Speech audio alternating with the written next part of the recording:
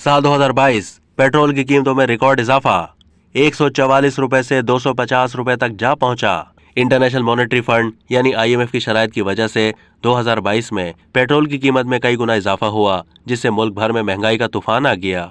जनवरी में पेट्रोल की कीमत 144.62 रुपए फी लीटर थी, जो जून तक 250 रुपए तक बढ़ा दी गई, जो दिसंबर तक कम करके 214.80 रुपए कर दी गई। IMF शराइत ने पेट्रोलियम लेवी भी रिकॉर्ड सतह पर पहुंचा दी। एक साल में पेट्रोलियम लेवी में 32.38 रुपए फी लीटर इजाफा किया गया।